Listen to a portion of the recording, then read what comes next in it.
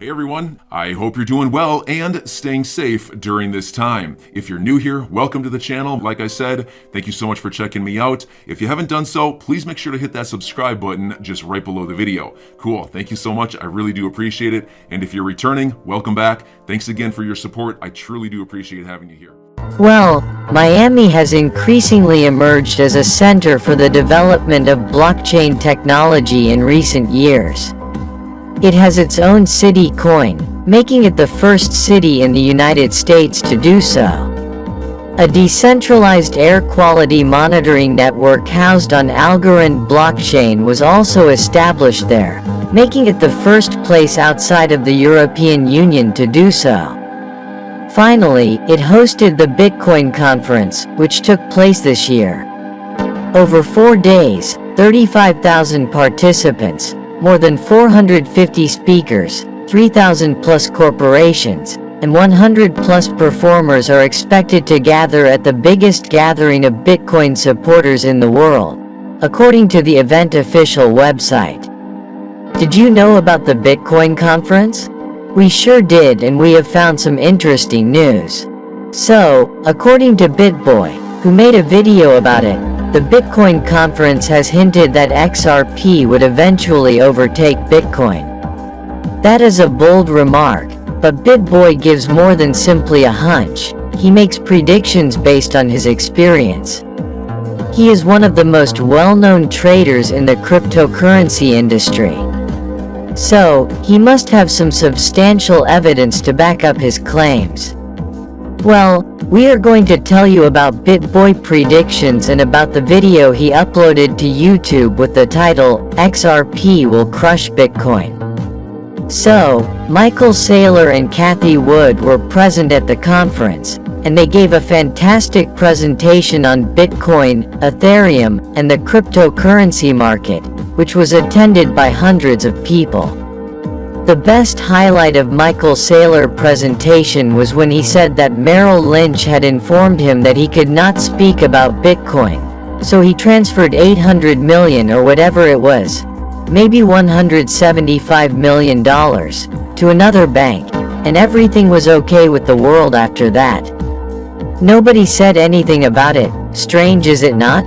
Then he concludes by stating something along the lines of, listen, you know the number one thing is to make sure you do not sell your Bitcoin, and the audience erupts in applause, with everyone applauding and expressing excitement. Michael Saylor, on the other hand, seemed to be a Bitcoin supporter. I mean, that is actually the way things are. Almost everybody loves Bitcoin. But later in the conference, we had a speech by Jack Mallers, who was excellent. So about it, BitBoy claims that he received an alert on his phone that said, if you thought last year El Salvador's statement was unexpected, wait till you hear what Jack Mallers has to say. And the fact that a full nation began accepting Bitcoin was very fantastic for the cryptocurrency community. In addition, there is speculation that Apple may get into a collaboration with Jack Mallers firm, which is, by the way, a totally centralized payments organization, the Lightning Network. However, BitBoy states that he does not encourage utilizing the Lightning Network, and if you know what the Lightning Network is, please share with us in the comment section below. If you are unfamiliar with the Lightning Network, it is a second-layer technology applied to Bitcoin that employs micro-payment channels to grow its blockchain capacity to execute transactions more effectively. Anyway, Jack Mallers takes us on a voyage through the history of payment networks, and essentially what he does is explain that since 1949, when the Diners Club was established, which was the place that first used a credit card that would ultimately become MasterCard, then the world changed dramatically. Because credit cards were being used for the first time in the diner, and the card networks assessed a 3% fee to the establishments that accepted credit cards for the first time. As an example, suppose you pay with a credit card. The cost is $100, of which $97 go to a shop and 3% goes to the credit card network. Basically, Jack Muller was detailing the whole situation, including how antiquated the current system is, and how a fantastic new system must be put in place for the first time in 70 years in order for innovation to occur, and then he went on to outline what that new system would look like. His Lite network, on the other hand, is compatible with Shopify and NCR, which is the world's largest point-of-sale system. That is fantastic, but here is the issue: there are not enough users. And unless there is a strong enough incentive from the retail side to push consumers to utilize the Lightning Network through the Cash App to complete their purchases, the problem will persist. We are fortunate to have another option, but most people will not make use of it since they need some kind of incentive, and bringing about change is very difficult for the majority of people. Then BitBoy claims that Jack Muller promoted XRP without even being aware of it himself. He claims that it was one of the schematics that Jack was displaying at the time. In other words, according to BitBoy, both Bitcoin and Ripple are networks of value, not networks of information. Networks of information include SWIFT and card networks, as well as the major card network.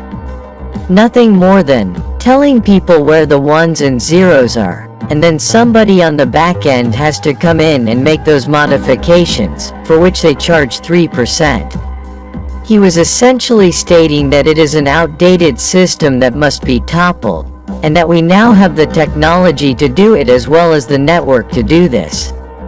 However, there is an issue with Bitcoin. Jack Mullers was unable to explain the motive on the retail side. Nevertheless, the only way that we will see Bitcoin acceptance in this manner is if the merchants declare that they will no longer take credit cards and that consumers would only be permitted to use the Lite network instead. On the hand, there is RippleNet, since they are already integrated into the network. All you have to do is connect to RippleNet and log into the user interface and it will be right there for you. There are no drawbacks. You will save 6 to 8 business days by using the XRP network, and you will save money in the process.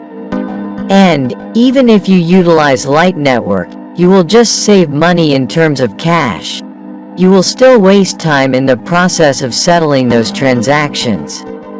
And in terms of what BitBoy meant by a network of information versus a network of value, a network of information indicates that information is sent across a network, but the money side of the transaction must be handled later on the basis of the information transmitted.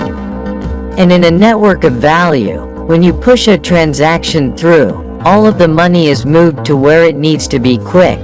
There is no need to bring money in on the back end. All in all, what Jack Muller was talking about was XRP, and this puts it up well. It was a flashing neon sign for XRP, its development, and the advancement of technology, and we will very certainly be utilizing the XRP network in the future. We will definitely see XRP embraced before Bitcoin since it has already been built into the system. What do you think will happen? If it were not for the Security and Exchange Commission lawsuit, it may have happened. And because of which, the worldwide adoption of XRP has been slowed significantly. Well, recent revelations by Empower Oversight reveal unlawful activity by officials of the Securities and Exchange Commission in connection with the Ripple litigation. Emails were made public by Empower Oversight. In those emails, the Security and Exchange Commission official Simpson Thacker, according to a statement from the organization, indicates that Hinman was warned about a potential conflict of interest with his former employer, the Security and Exchange Commission. Well, almost 200-page emails were made public when Empower Oversight filed a Freedom of Information Act request in August 2021. The Security and Exchange Commission refused to cooperate with the group request, and the organization filed a lawsuit to force the Security and Exchange Commission to comply with its requests. The Security and Exchange Commission attorneys, on the other hand, opposed the allegation, claiming that the emails included workers' discussions and were thus shielded from discovery. There have been some notable doubts raised about whether Hinman adequately disclosed Simpson-Thacker involvement with Ethereum to Security and Exchange Commission ethics regulators. What do you think? Will the Security and Exchange Commission be finally charged for its misconduct? Make sure to subscribe and give us a thumbs up. Thank you so much for watching. See you in the next video.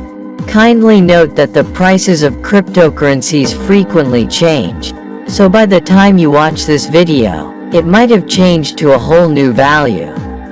The information provided in this video does not constitute investment advice, financial advice, trading advice, or any other sort of advice, and you should not treat any of the content as such. I'm your guy. I will keep you posted. I'm your advocate. I'll be back on a daily basis, usually multiple times per day, with these videos to keep you updated with everything going on. So, I hope you enjoyed the video. If you haven't done so, make sure to hit that subscribe button. Feel free to share any of my videos with your friends, family, social media, or anybody who may care to listen.